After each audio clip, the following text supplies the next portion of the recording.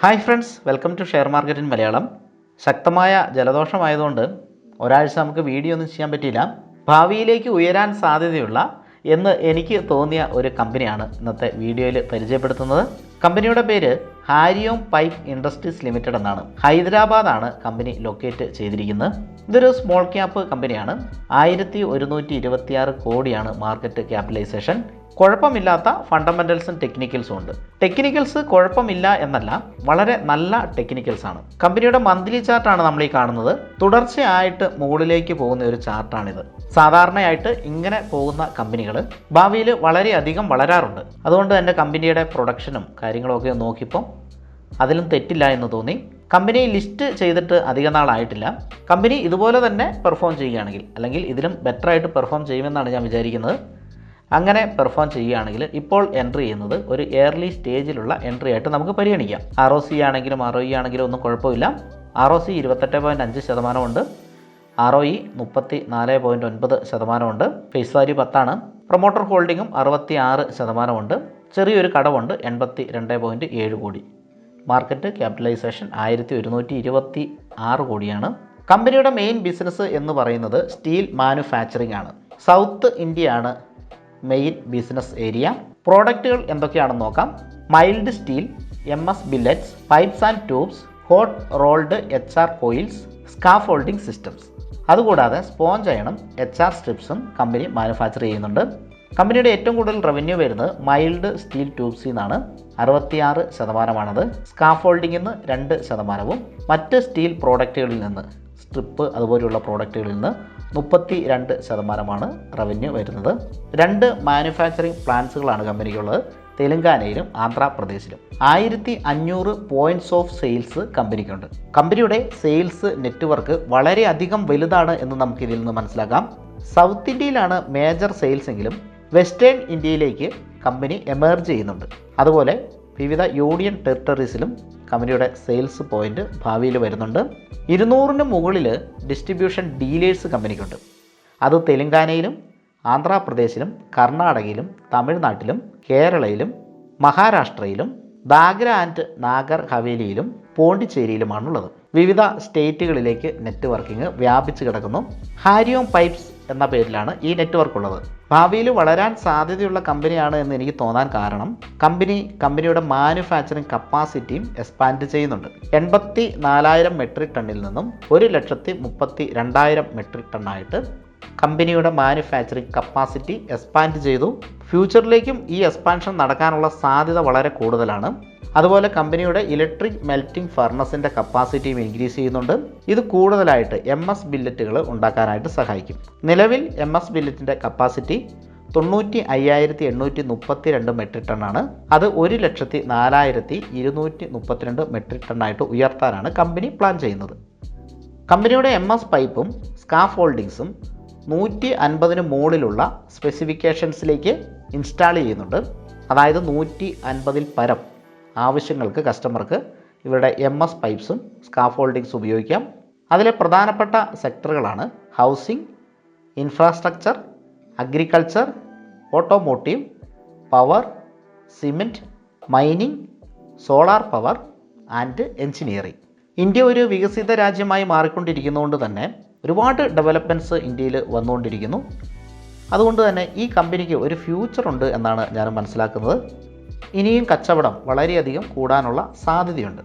Company കുറച്ച് value added ആയിട്ടുള്ള പ്രോഡക്റ്റുകൾ കൂടി മാനുഫാക്ചർ ചെയ്യുന്നുണ്ട്. അതിലൊന്നാമത്തേത് റസ്റ്റ് ഫ്രീ MS പൈപ്പാണ്. തുരുമ്പിനെ തടയാൻ വേണ്ടിയിട്ട് ആൻറ്റി റസ്റ്റ് ഓയിൽ കോട്ട് ചെയ്തിട്ടുള്ള MS പൈപ്പുകൾ കമ്പനി പുതിയതായിട്ട് മാനുഫാക്ചർ ചെയ്യുന്നുണ്ട്. രണ്ടാമത്തെ product end facing of MS പൈപ്പാണ്. സാധാരണഗതിയിൽ പൈപ്പുകളുടെ ഹെഡ്ജുകൾ വളരെ ഷാർപ്പായിരിക്കും. ഇത് സോഫ്റ്ററായിട്ട് ഫിനിഷ് ചെയ്തിട്ട് ഇഞ്ചുറീസ് അവോയ്ഡ് ചെയ്യാൻ വേണ്ടിയിട്ട് എൻഡ് ഫേസിംഗ് ടെക്നോളജി ഇൻസ്റ്റാൾ ചെയ്തിരിക്കുന്നു. അതുകൊണ്ട് തന്നെ പൈപ്പുകൾ കൈകാര്യം ചെയ്യുമ്പോൾ ഉണ്ടാകുന്ന മുറിവുകളും മറ്റ് അപകടങ്ങളും കുറയ്ക്കാനായിട്ട് ഈ ഒരു ഫിനിഷിങ് സഹായിക്കും. അടുത്തത് പാക്കേജിംഗ് ആണ്. MS പൈപ്പിന് നല്ല വെയിറ്റ് ഉണ്ട്.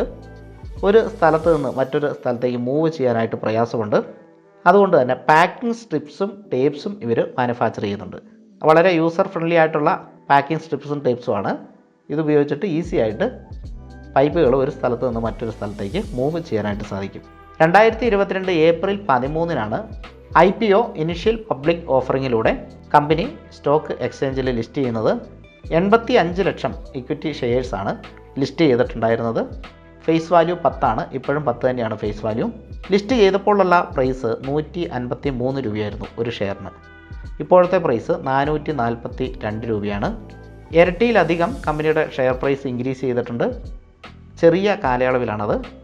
അതുകൊണ്ടാണ് ഞാൻ പറഞ്ഞത്, ഈ രീതിയിൽ കമ്പനി മുന്നോട്ട് പോവുകയാണെങ്കിൽ, അല്ലെങ്കിൽ ഇതിനും കുറച്ചും കൂടെ ബെറ്റർ ആയിട്ട് മുന്നോട്ട് പോവുകയാണെങ്കിൽ വളരെ നല്ല ഒരു റിട്ടേൺ നമുക്ക് പ്രതീക്ഷിക്കാം. കമ്പനിയുടെ ഒരു കോൺസായിട്ട് നമുക്ക് പറയാനുള്ളത്, കമ്പനി റിപ്പീറ്റഡ് ആയിട്ട് പ്രോഫിറ്റ് ഉണ്ടാക്കുന്നുണ്ടെങ്കിലും ഡിവിഡൻഡ് ഒന്നും പേ ഔട്ട് ചെയ്യുന്നില്ല. കമ്പനിയുടെ ലക്ഷ്യം തന്നെ കമ്പനി എക്സ്പാൻഡ് ചെയ്യുക എന്നുള്ളതാണ്. ഇന്ത്യയിലെ വിവിധ സ്ഥലങ്ങളിലേക്ക് വ്യാപിക്കുക എന്നുള്ളതാണ് കമ്പനിയുടെ ഒരു മോട്ടീവ് എന്ന് പറയുന്നത്. അതുകൊണ്ട് തന്നെ ആയിരിക്കും അവർ ഡിവിഡൻഡ് പേ ഔട്ട് ചെയ്യാത്തത്.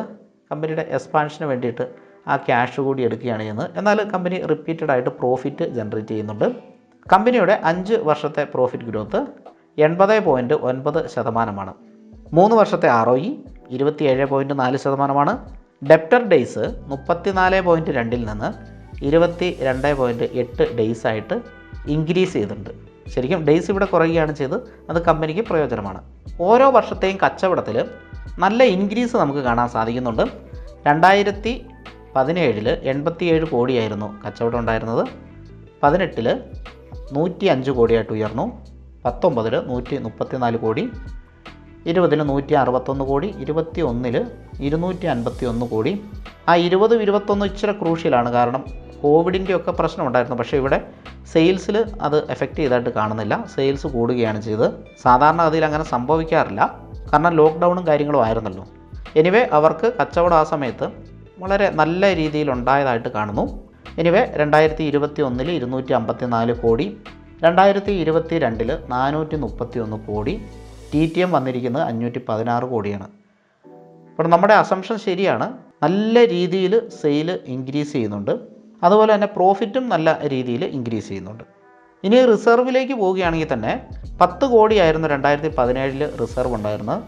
18 9 കോടി, 19 21 കോടി, 20 35 കോടി, 21 54 കോടി, 22 84 കോടി, സെപ്റ്റംബർ 22 220 കോടി.